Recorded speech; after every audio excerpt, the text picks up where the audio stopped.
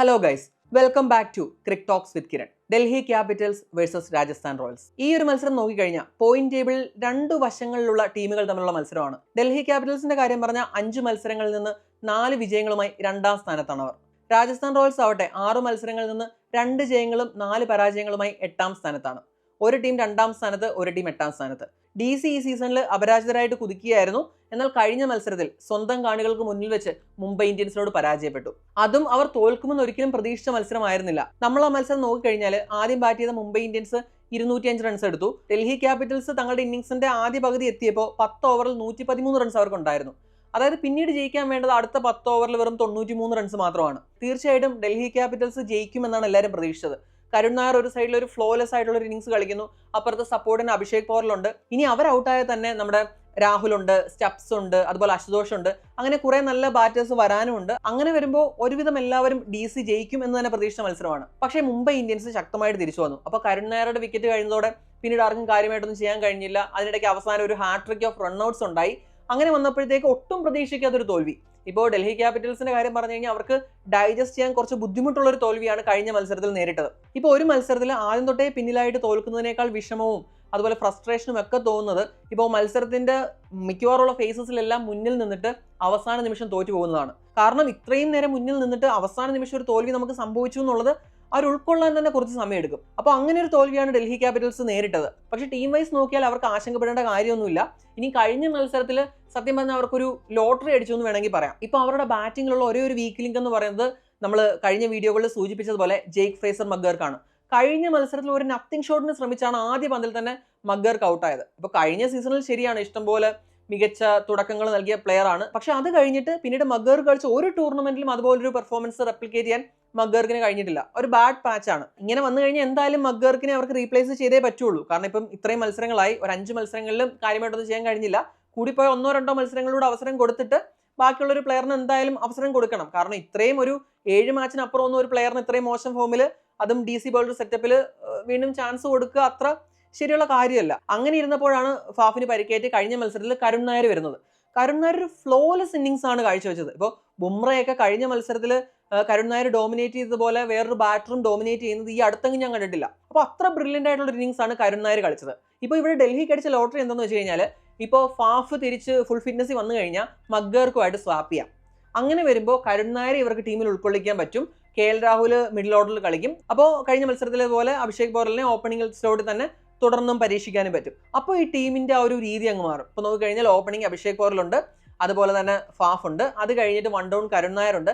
പിന്നെ മിഡിൽ ഓർഡറിൽ വരാനായിട്ട് നമുക്ക് നോക്കിയാൽ KL രാഹുൽ ഉണ്ട്, ട്രിസ്റ്റൻ സ്റ്റെപ്സ് ഉണ്ട്, അശുതോഷ് ശർമ്മയുണ്ട്, വിപ്രസ് നിഗം ഉണ്ട്. അപ്പോൾ പിന്നെ ഇടയ്ക്ക് അക്ഷർ പട്ടേലിനെ ഒരു ഫ്ലോട്ടറായിട്ട് യൂസ് ചെയ്യാം. അപ്പോൾ ആ മഗ്ഗർക്ക് എന്നൊരു വീക്ക് ലിങ്ക് മാറിയിട്ട് കുറച്ചുകൂടെ ബാറ്റിംഗ് സ്ട്രോങ് ആക്കാൻ ഇവർക്ക് കഴിയും. അപ്പോൾ കഴിഞ്ഞ മത്സരത്തിലെ കരുൺ നായരുടെ ഫോം ഇവരുടെ ബാറ്റിംഗ് ഡെപ്ത് ഒന്നുകൂടെ കൂട്ടുകയും അതൊന്നുകൂടെ സ്ട്രോങ് ആക്കുകയും ചെയ്യും എന്നാണ് എൻ്റെ അഭിപ്രായം. അപ്പോൾ ഇന്നത്തെ മത്സരത്തിൽ ഫാഫ് ഫുള്ളി ഫിറ്റ് ആയി കഴിഞ്ഞാൽ മഗ്ഗർക്കിന് പകരം ഫാഫ് വരണം എന്നാണ് എൻ്റെ അഭിപ്രായം. അപ്പോൾ ടീമിൽ വേറെ ചേഞ്ചിന്റെ ഒന്നും ആവശ്യമില്ല. ബാറ്റിംഗ് ഓർഡറും ഒന്നും അങ്ങോട്ടും ഇങ്ങോട്ടും മാറ്റണ്ട. ജസ്റ്റ് മഗ്ഗർക്കിനെ ഫാഫിനെ കൊണ്ട് റീപ്ലേസ് ചെയ്താൽ മാത്രം മതി.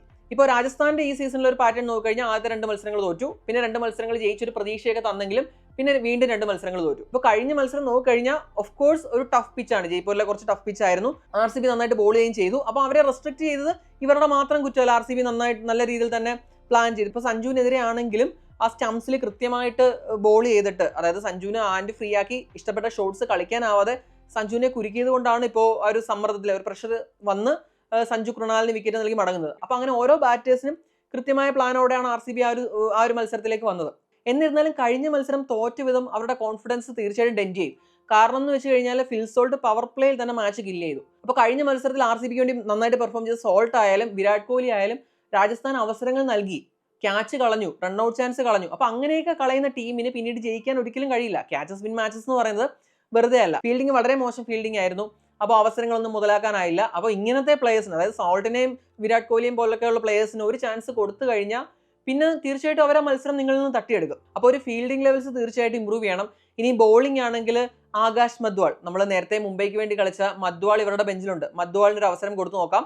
ഇപ്പോൾ ആകപ്പാടെ ബോളിംഗ് പറയുമ്പോൾ ഇവരുടെ ഒരു ബ്രൈറ്റ് സ്പോട്ട് എന്ന് പറയുന്നത് ജോഫ്ര ആർച്ചറിന്റെ ഫോമാണ്. ഇപ്പോൾ കഴിഞ്ഞ മത്സരത്തിൽ ആദ്യത്തെ ഓവറിൽ സാൾട്ടിനെ നന്നായിട്ട് വെള്ളം കുടിപ്പിച്ചു. അവർ നെറ്റ്സിലൊക്കെ നല്ല പരിചയമുള്ള താരങ്ങളാണ് സോൾട്ടും ആർച്ചറും. എന്നിട്ട് സോൾട്ടിനെതിരെ നന്നായിട്ട് ബോൾ ചെയ്യാൻ ആർച്ചറിനായി. നിർഭാഗ്യവശാൽ വിക്കറ്റ് കിട്ടിയില്ല, പിന്നെ സോൾട്ട് അറ്റാക്ക് ചെയ്യാനുണ്ടായത്. അപ്പോൾ ആർച്ചറിന്റെ ഫോം ഒരു നല്ല കാര്യമാണ്. ഇനി കഴിഞ്ഞ മത്സരത്തിലേക്ക് വന്നു കഴിഞ്ഞാൽ ബാക്കിയുള്ള ബോളേഴ്സിനൊന്നും കാര്യമായിട്ടൊന്നും ചെയ്യാൻ കഴിഞ്ഞില്ല. ആർച്ചർ മാത്രമാണ് ഒരു പ്രൈം ഫോമിലേക്ക് എത്തിയതെന്ന് പറയാം. അപ്പോൾ ബാക്കിയുള്ള ബോളേഴ്സ് എല്ലാം ആർച്ചർ സ്റ്റെപ്പ് ചെയ്ത പോലെ. ഇപ്പോൾ ആദ്യത്തെ 2 മത്സരത്തിൽ അത്രയും അടി കൊണ്ടിട്ടാണ് ആർച്ചർ പിന്നീട് തൻ്റെ ആ ഒരു മികച്ച ഫോമിലേക്ക് തിരികെ വന്നത്. ഇപ്പോൾ ഹസരംഗ, തീക്ഷ്ണയൊക്കെ ആണെങ്കിൽ ചെറിയ സ്പാർക്സ് അവിടെ ഇവിടെയൊക്കെ തന്നുവെങ്കിലും അവരുടെ ഒരു ബെസ്റ്റിലേക്ക് എത്തിയിട്ടില്ല. സന്ദീപ് ശർമ്മ എവർ ഡിപ്പെൻഡബിൾ ആണ്. പിന്നെ ഞാൻ പറഞ്ഞ പോലെ ദേശ്പാണ്ഡെ, അപ്പോൾ നമ്മുടെ CSKക്ക് വേണ്ടി ഒരു വിക്കറ്റ് ടേക്കിംഗ് ബോളറാണ്. പക്ഷെ ഇവിടെയും ദേശ്പാണ്ഡെ അത്രയും അങ്ങോട്ട് മികച്ച രീതിയിൽ വന്നിട്ടില്ല. അപ്പോൾ മധ്വാൾ ഉള്ളപ്പോൾ മധ്വാളിനെ ഒന്ന് ട്രൈ ചെയ്ത് നോക്കണം എന്നാണ് എൻ്റെ അഭിപ്രായം. കുമാർ കാർത്തികയുടെ കാര്യം പറഞ്ഞു കഴിഞ്ഞാൽ അത്യാവശ്യം ഡീസൻ്റ് ആയിട്ട് ബോൾ ചെയ്യുന്നുണ്ട്. അത്രയും എക്സ്പീരിയൻസ്ഡ് ബോളർ അല്ലെങ്കിൽ പോലും അത്യാവശ്യം ഡീസൻ്റ് ആയിട്ട് ബോൾ ചെയ്യുന്നുണ്ട്. ബാറ്റിങ്ങിൽ ജയ്സ്വാൾ ഫോമിലേക്ക് വരുന്നുണ്ട്. ആ ഒരു ഫുൾ ഫ്ലോയിൽ എത്തിയിട്ടില്ല. കഴിഞ്ഞ മത്സരത്തിൽ നന്നായിട്ട് കളിച്ചു. തുടക്കം കുറച്ച് സ്ട്രഗിൾ ചെയ്തെങ്കിലും പിന്നീട് തൻ്റെ ഷോട്ട്സുകളെല്ലാം കളിച്ചിട്ട് അത്യാവശ്യം ഡീസൻ്റ് ആയിട്ട് കളിച്ചു. പിന്നെ ധ്രുവ് ജുറൽ ഫോമിലാണ്. അപ്പോൾ കഴിഞ്ഞ മത്സരം ആദ്യം ഒരു ക്യാച്ച് നൽകി, പിന്നെ അത് നമ്മുടെ RCB വിട്ട് കളഞ്ഞു. പിന്നെ നന്നായിട്ട് ഫിനിഷ് ചെയ്തു. അവസാനം ഒരു നല്ലൊരു ഒരു ഫിനിഷിംഗ് ടച്ച് നൽകാൻ ധ്രുവ് ജുറലിന് കഴിഞ്ഞു. റിയാൻ പരാഗും ടച്ചിലാണ്. റിയാൻ പരാഗ് ടച്ചിലാണെങ്കിലും റിയാൻ പരാഗിന് ഒരു വലിയ സ്കോറിലേക്ക് കൺവേർട്ട് ചെയ്യാൻ കഴിയുന്നില്ല. ഇപ്പം നമ്മുടെ നമ്പർ 4 അല്ലെങ്കിൽ നമ്പർ 3 ബാറ്റേഴ്സ് എന്നൊക്കെ പറയുമ്പോൾ ആ ഒരു സ്റ്റാർട്ട് കിട്ടിക്കഴിഞ്ഞ ഒരു 50-60 റൺസ് എങ്കിലും എടുക്കണം. പക്ഷേ റിയാൻ പരാഗിന്റെ കാര്യം നോക്കിക്കഴിഞ്ഞാൽ 20-30-40 റേഞ്ചിൽ കിടന്ന് കറങ്ങിയാണ് പരാഗ്. ഇപ്പോൾ ഷോട്ട്സ് ഒക്കെ കാണുമ്പോൾ നമുക്ക് മനസ്സിലാവും നല്ല ടച്ചിലാണ്. പക്ഷെ അത് കൺവേർട്ട് ചെയ്യണം, വെറുതെ വിക്കറ്റ് കളയാതെ. പ്രത്യേകിച്ച് RRന്റെ ബാറ്റിംഗ് ലൈനപ്പിൽ ബട്ട്ലറിനെ പോലുള്ള പ്ലേയേഴ്സ് ഒന്നുമില്ല. അപ്പോൾ തീർച്ചയായിട്ടും അതൊന്ന് സ്റ്റെപ്പ് അപ്പ് ചെയ്യണം. അപ്പോൾ ഒരു സ്റ്റാർട്ട്സ് കൺവേർട്ട് ചെയ്യാൻ കഴിയണം. സഞ്ജുവിന്റെ കാര്യം പറഞ്ഞാൽ സഞ്ജു അത്യാവശ്യം നല്ല ടച്ചിലായിരുന്നു, പക്ഷേ കഴിഞ്ഞ മത്സരത്തിൽ നന്നായിട്ട് സ്ട്രഗിൾ ചെയ്തു. ഇപ്പോൾ ഓൾറെഡി 4 മത്സരങ്ങൾ തോറ്റു. ഇപ്പോൾ ലീഗ് അതിവേഗത്തിൽ മുന്നോട്ട് പോയിക്കൊണ്ടിരിക്കുകയാണ്. ഇനി ഒരു 8 മത്സരങ്ങളാണ് അവർക്ക് ബാക്കിയുള്ളത്. അതിലൊരു 6 മത്സരങ്ങളെങ്കിലും ജയിക്കണം. അപ്പോൾ ഒരു പെട്ടെന്ന് ആ ഒരു ടീമായിട്ട് ക്ലിക്ക് ആയാൽ മാത്രമേ അതിന് സാധിക്കുകയുള്ളൂ. ഇനി പിച്ചിന്റെ കാര്യം പറഞ്ഞു കഴിഞ്ഞാൽ ഡൽഹിയിലെ അരുൺ ജെയ്റ്റ്ലി സ്റ്റേഡിയം ആണ്. ഞാൻ നേരത്തെ പറഞ്ഞിട്ടുള്ളതുപോലെ റൺസ് ഒഴുകുന്ന പിച്ചാണ്. ഇപ്പോൾ കഴിഞ്ഞ മത്സരം തന്നെ കണ്ടാൽ അറിയാം, ആദ്യം ബാറ്റ് ചെയ്ത മുംബൈ ഇന്ത്യൻസ് 205 എടുത്തു. അപ്പോൾ അത് ചേസ് ചെയ്യപ്പെടേണ്ട സ്കോർ ആയിരുന്നു. ആദ്യം 10 ഓവർ വെച്ചിട്ട് ചേസ് ചെയ്യപ്പെടേണ്ട സ്കോർ ആയിരുന്നു. പക്ഷേ പിന്നീട് ബ്രില്യൻ്റ് ആയിട്ട് മുംബൈ തിരിച്ചു വന്നു. ഇവിടെ ഒരു കാര്യം പറയേണ്ടത്, ഡ്യൂവിന് അവിടെ എഫക്റ്റ് ഉണ്ട്. അപ്പോൾ ടോസ് നേടുന്ന ക്യാപ്റ്റൻ തീർച്ചയായിട്ടും ബോളിംഗ് ആയിരിക്കും തിരഞ്ഞെടുക്കുക. പിന്നെ കഴിഞ്ഞ മത്സരം ശ്രദ്ധിച്ചാൽ ആ ഡ്യൂ ഒരു എഫക്റ്റ് ഉണ്ടായിരുന്നു. പക്ഷേ 13ാമത്തെ ഓവറിൽ ബോൾ മാറ്റി. ഇപ്പം പുതിയ റൂൾ അറിയാമല്ലോ. അപ്പം സെക്കൻഡ് ഇന്നിങ്സിൽ ഡ്യൂ വന്നു കഴിഞ്ഞാൽ ഒരു ബോൾ ചേഞ്ച് ചെയ്യാനുള്ള ഒരു അവസരമുണ്ട്. അത് കഴിഞ്ഞ് വീണ്ടും ഡ്യൂ വന്നു കഴിഞ്ഞാൽ പിന്നെ അമ്പയറിന്റെ ഡിസ്ക്രിപ്ഷനാണ്. ആദ്യത്തേത് ബോളിംഗ് ക്യാപ്റ്റന്റെ ഡിസ്ക്രിപ്ഷനാണ്, രണ്ടാമത്തത് അമ്പയറിന്റെ ഡിസ്ക്രിപ്ഷനാണ്. അപ്പോൾ അങ്ങനെ 13ാം ഓവറിൽ ബോൾ ചേഞ്ച് ചെയ്തു. ബോൾ ചേഞ്ച് ചെയ്ത് കഴിഞ്ഞപ്പോൾ കൂടുതൽ ഗ്രിപ്പ് കിട്ടി. അപ്പം കരൺ ശർമ്മ ആയാലും സാന്നർ ആയാലും അത് വളരെ മികച്ച രീതിയിൽ ഉപയോഗിച്ചു. ഇപ്പോൾ ആദ്യത്തെ ഇന്നിങ്സ് നോക്കിയാൽ കുൽദീപ് യാദവ് ബ്രില്യൻ്റ് ആയിട്ടാണ് ബോൾ ചെയ്തത്. വിപ്രജ് നിഗം ഡീസൻ്റ് ആയിട്ട് ബോൾ ചെയ്തു. അതായത് സ്പിന്നർമാർക്ക് ഹെൽപ്പ് ലഭിക്കുന്നുണ്ട്. അതിനർത്ഥം ചെപ്പോക്കിലെ പോലെ അല്ലെങ്കിൽ ലക്നൌവിലെ പോലെ ഒരു സ്ലോ പിച്ച് ആണെന്നല്ല. പിച്ച് നല്ല റൺസ് ഒഴുകുന്ന പിച്ച് തന്നെയാണ്, പക്ഷേ സ്പിന്നേഴ്സിന് ഒരു ഹെൽപ്പ് ലഭിക്കുന്നുണ്ട് അവിടെ. സെക്കൻഡ് ഇന്നിങ്സിൽ ആ ഒരു ബോൾ ചേഞ്ച് ചെയ്തതിന് ശേഷം കരൺ ശർമ്മയും സാന്നറും ബോൾ ചെയ്ത രീതി നമ്മൾ കണ്ടതാണ്. അപ്പോൾ നമുക്ക് എന്തായാലും ഒരു റൺസ് ഒഴുകുന്ന ഒരു 200+ സ്കോർ വരുന്ന പിച്ച് തന്നെയാണ് നമുക്ക് പ്രതീക്ഷിക്കാനാവുക.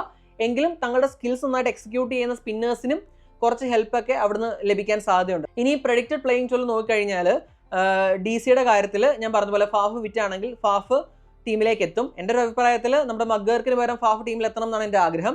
ഇനി അതുപോലെ നടരാജൻ ഫുള്ളി ഫിറ്റ് ആണെങ്കിൽ മോഹിത് ശർമ്മയ്ക്ക് പകരം നടരാജൻ ടീമിലെത്താനും സാധ്യതയുണ്ട്. പക്ഷെ അത് എത്രത്തോളം ഫിറ്റ് ആയിട്ടുണ്ടോയെന്ന് അറിയില്ല. അങ്ങനെ ഓക്കെ ആണെങ്കിൽ നടരാജനും ടീമിൽ തിരിച്ചെത്തും. ഇനി രാജസ്ഥാൻ്റെ കാര്യം പറഞ്ഞു കഴിഞ്ഞാൽ എൻ്റെ അഭിപ്രായത്തിൽ അവർ ചേഞ്ച് ചെയ്യുമെന്ന് അറിയില്ല, പക്ഷേ മധ്വാളിന് ഒരു ചാൻസ് കൊടുക്കണം എന്നാണ് എൻ്റെ ആഗ്രഹം. എന്തായാലും അത് നമുക്ക് കാത്തിരുന്ന് കാണാം. ഇനി players to watch out for. Delhi capitals നിരയിൽ നിന്ന് കരുൺ നായർ.